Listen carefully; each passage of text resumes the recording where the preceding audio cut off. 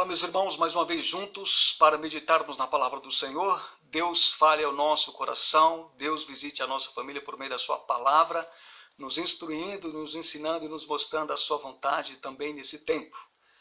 Que Deus nos abençoe, a nós e todas as famílias que poderão nos ouvir. Abra sua Bíblia, juntamente comigo aqui, você estará lendo comigo Romanos capítulo 12, a partir do versículo 9 em diante. Eu quero falar sobre um assunto que diz respeito sobre conflito de gerações na família. Vamos olhar então para a palavra de Deus, Romanos 12, versículo 9 em diante. O amor seja sem hipocrisia, detestai o mal apegando-vos ao bem. Amai-vos cordialmente uns aos outros com amor fraternal, preferindo-vos em honra uns aos outros. No zelo não sejais remissos, sede fervorosos de espírito, servindo ao Senhor. Versículo 13 e 14. Compartilhai as necessidades dos santos, praticai a hospitalidade.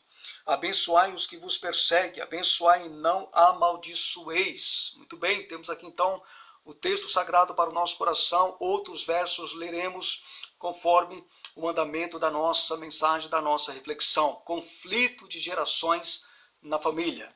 Pois bem, cada geração tem a sua maneira de agir, sentir, pensar e decidir. Isto é fato, isto não se muda, não é?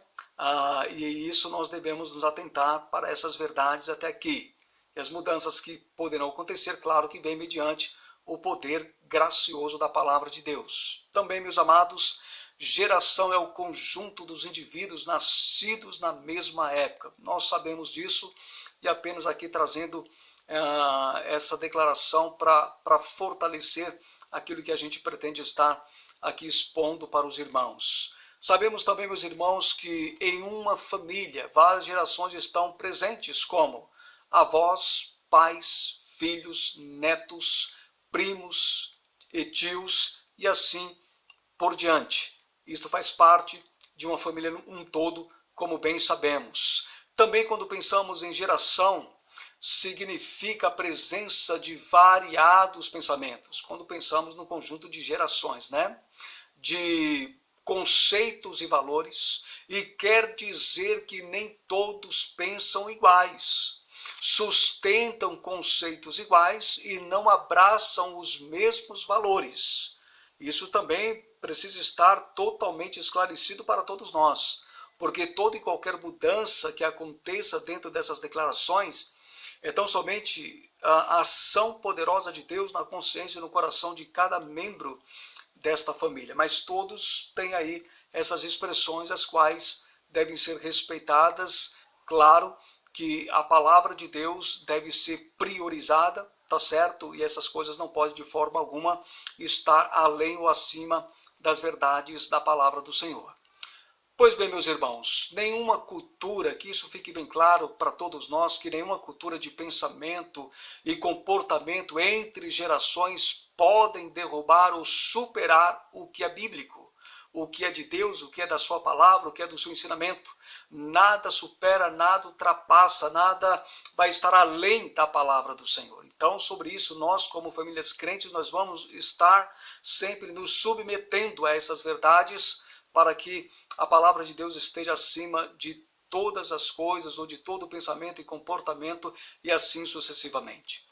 Vejamos a partir desse momento alguns valores que são absolutos, permanentes e válidos para qualquer época. É dentro dessa perspectiva que nós estaremos olhando para os textos sagrados e vendo aqui alguns valores que são primordiais, que são absolutos, que são permanentes e válidos para qualquer época, como a época presente em que nós estamos vivendo e presenciando.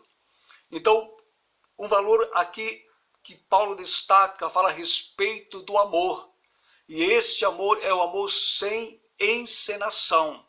A primeira parte do versículo 9 do capítulo 12 de Romanos, Paulo diz assim: o amor seja sem hipocrisia. Interessante observar que esta palavra hipocrisia, no seu original, ele vai estar mostrando a respeito de alguém que está encenando, né? É aqueles que nós conhecemos, aqueles que fazem teatro, que são atores, tá certo? de diversas peças, e ali eles estão ensinando algo que não diz respeito à sua vida propriamente dito, ou seu estilo de vida. Então esta palavra nos faz pensar que o nosso amor ele deve ser sem encenação, ou seja, ele deve ser legítimo. Isto aqui é uma preciosidade tremenda, é um valor que permanece para os dias atuais e é um valor absoluto, como tantos outros valores que temos aqui na palavra de Deus, onde Paulo também traz ao nosso coração. Então o amor sem encenação é o amor legítimo, é o amor leal, é o amor que não está de forma alguma mostrando algo que não seja verdadeiro, que não seja coerente. E aquilo que nós temos recebido de Deus, e este amor, ele deve, claro, prevalecer sobre toda situação, sobre todo comportamento de geração. O amor de Deus no nosso lar, na nossa família, ele deve estar tendo a sua primazia sempre para a glória e louvor de Deus. Também quando nós olhamos para o versículo 10 aqui, agora ele vai falar para nós e nos mostrar o amor com prática, o amor na prática, o amor em ação. Isso fala aqui no versículo 10 assim: amai-vos cordialmente uns aos outros com amor fraternal. Então amar de forma cordial, ele diz com amor fraternal, preferindo-vos em honra uns aos outros. Este amor em ação é um amor em que o texto sagrado nos mostra que contemplamos atitudes, ações, um comportamento prático do amor. E isso no seio da família é indispensável e extremamente necessário para esses dias, porque são valores da palavra de Deus que devem prevalecer no nosso lar, na nossa casa, na nossa geração, para o louvor e para a glória de Deus. Este amor com prática nos faz pensar naquele amor sacrificial que Jesus ensinou os seus discípulos lá em João no capítulo 13, versículo 35, quando Jesus fala a respeito do amor que ele espera dos seus discípulos, como ele os amou. E Jesus está falando do amor sacrificial. Esse amor também nos faz lembrar que o amor ele é o principal dos mandamentos. Também nós temos essa narrativa lá em Marcos capítulo 12, versículo 30 a 31, aonde Jesus diz que se deve amar a Deus acima de todas as coisas, né? Com todo entendimento, com toda força, de todo o coração. E aí ele diz que o segundo mandamento é semelhante a este, é amar ao próximo como a ti mesmo. Então, quando nós pensamos sobre o amor com prática, nós estamos pensando na sua expressão, que seja ela na sua totalidade, em que isso estará presente no nosso lar de uma forma extraordinária. E este é um valor tremendo, um valor que deve estar, claro, no seio da nossa família, e para mostrar para aqueles que convivem junto de gerações diferentes, que todos esses valores bíblicos devem estar acima do que pensamos, do que achamos, do nosso comportamento, das nossas ideias, e assim sucessivamente. Um outro valor mencionado por Paulo aqui, ele fala de zelo. E este zelo também deve estar patente no nosso lar, na nossa casa. Quando olhamos para o versículo 11 que diz: no zelo não sejais remissos, sede fervorosos de espírito, servindo ao Senhor. Este zelo, ele diz respeito, quando ele fala não sejais remissos, nos faz pensar em não ser negligentes, de forma alguma com a nossa família, com o nosso lar, com aquilo que Deus nos confiou para exercer tanto no nosso lar, como fora do nosso lar, como na igreja, e assim sucessivamente. Isto são virtudes que devem estar à tona, que devem estar em evidência no nosso lar. Zelo, e este zelo também pode ser, claro, muito bem entendido nas coisas espirituais do Senhor, servindo ao Senhor. Então, quando eu também tenho zelo pela minha família, pela minha casa, de alguma forma eu estou servindo o Senhor, porque a minha família é do Senhor, e se é do Senhor, nós devemos cuidar uns dos outros de uma forma mútua, para a glória e para o louvor de Deus. Também um outro valor também que prevalece para os nossos dias e para o equilíbrio dentro do nosso lar diz respeito ao equilíbrio espiritual. No versículo 12 nós lemos o texto, o versículo 12. Nós lemos a palavra que diz assim, versículo 13, perdão, que nos diz assim: compartilhai as necessidades dos santos, praticai a hospitalidade. Isso diz respeito àquilo que nós estamos compartilhando com os membros da nossa família. Isso diz respeito àquilo que nós temos recebido do Senhor e assim compartilhamos de uma forma graciosa, de uma forma bondosa, com atos de misericórdia para o bem-estar do nosso lar. E compartilharmos entre outras famílias, entre outras pessoas que necessitam também de algo a ser compartilhado da nossa parte para os abençoar. E isso aqui também é formidável. Também um outro valor que nós encontramos aqui nesse texto diz respeito ao equilíbrio espiritual. Quando ele diz no versículo 12, regozijai-vos na esperança, sede pacientes na tribulação, na oração perseverantes. Isto nos mostra realmente o equilíbrio espiritual, que é um valor também inestimável.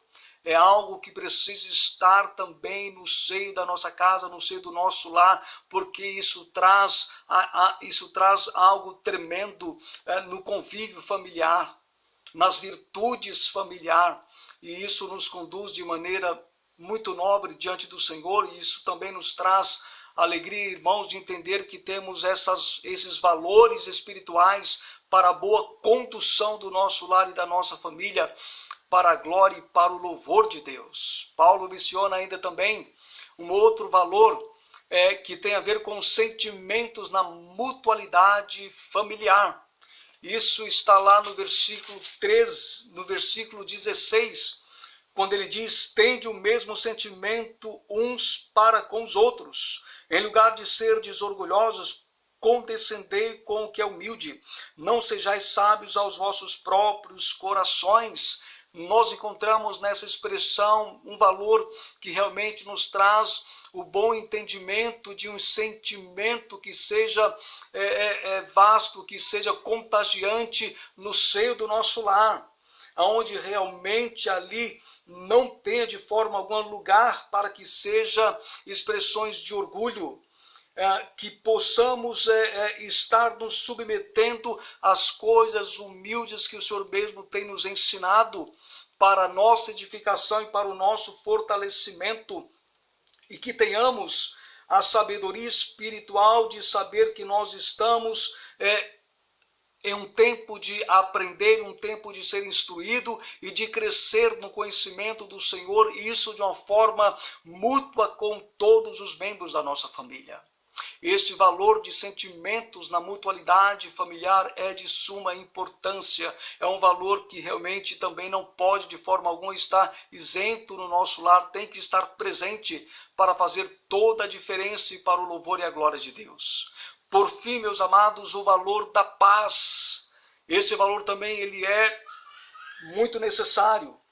Quando nós lemos a partir dos versos 17 e 18, que diz assim, não torneis a ninguém mal por mal, esforçai-vos por fazer o bem perante todos os homens. Se possível, quanto depender de vós, tende paz com todos os homens.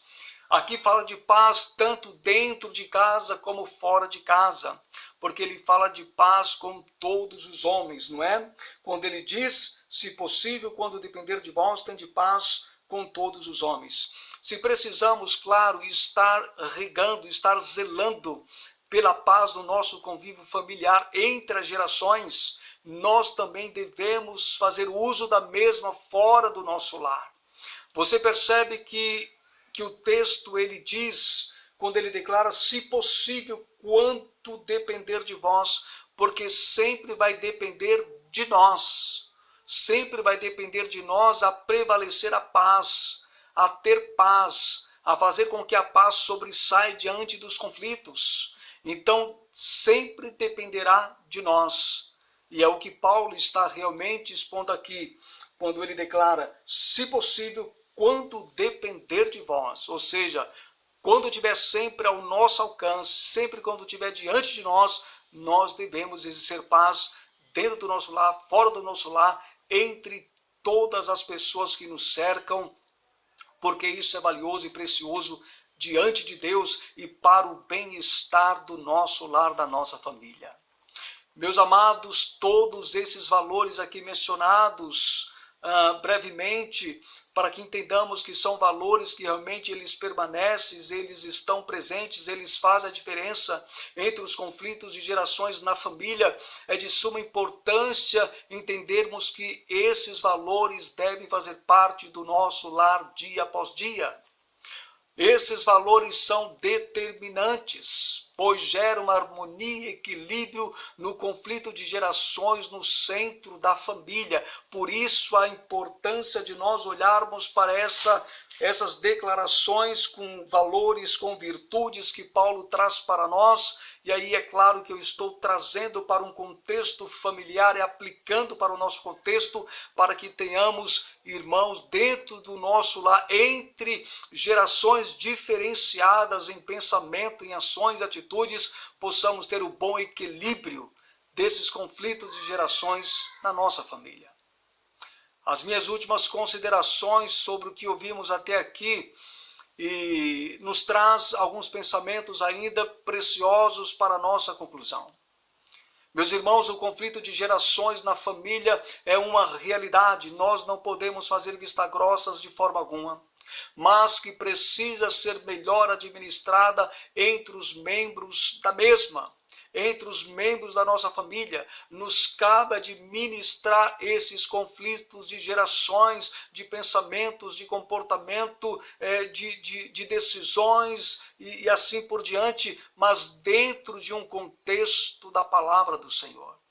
Temos virtudes, valores da palavra de Deus que estarão nos mostrando como administrar esses conflitos de gerações na nossa família e para o bem-estar da mesma em todos os sentidos.